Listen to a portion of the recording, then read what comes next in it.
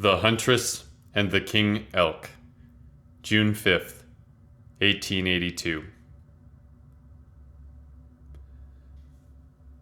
The huntress is a solitary woman, with a prowling movement that sneaks up on you like the night chill. She always comes from upwind, which can make a man think on how many weeks it's been since his last bath. Then she leaves before you're sure you saw her. Spends most of her days near the creek northeast of town. Stakes it out for a week before coming back to civilization. You might find her selling a haul of pelts and meat at the market. Not much more than your average hunter, but a sharp trader can see that the skins have no holes. Every one shot dead in the eye. The best shot of all of us. So it's no surprise that today she brought the most amazing trophy we'd ever seen. Nestled in the bushes and wildflowers by the creek, she steadies her rifle on a drinking elk when the aspens shift in the corner of her eye. Something big? Another bull? Bigger. Too loud to be a mountain lion. Anxiety doesn't often creep into her mind, but she's well aware of her hair standing on end. Thoughts about facing off with a Colorado Grizzly boil, until she sees the tip of antlers gliding above the treetops. Losing her balance, she catches herself on a small branch and tumbles into the river. The elk is scared off, and the antlers are gone. She stocks up on salt and ale and makes her way back up the rocky path to her favorite spot. This time, she doesn't worry about stealth and begins breaking down branches and building up walls.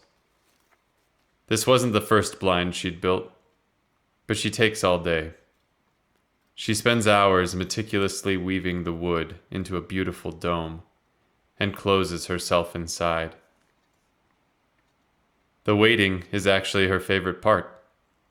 She can sit for hours watching swallows zip up and down in the air, or a squirrel trying to scare off his foxy neighbor from the safety of a tree. Nature makes sense to her in a way that people rarely do. It could be a long time before the beast returns, but she knows how to enjoy it. Elk come by often to drink from the creek, but she never shoots for fear of scaring off her prize. She hears something big. Just a falling tree. For weeks she stays as her food runs low. Now her eyes don't dance with the birds, but coldly scan the horizon. Her focus cracks. Antlers above the trees. They glide, just as before, to the edge of the creek, where the beast bends down. The muddy banks surge between its hooves as the weight of its great crown dips to take a drink. She's barely breathing as she steadies her rifle. Her shot was well planned, clean across the rushing water, and it struck with a crack that split the hills. But the bull had moved. A twitch to the right, and the bullet struck his antler.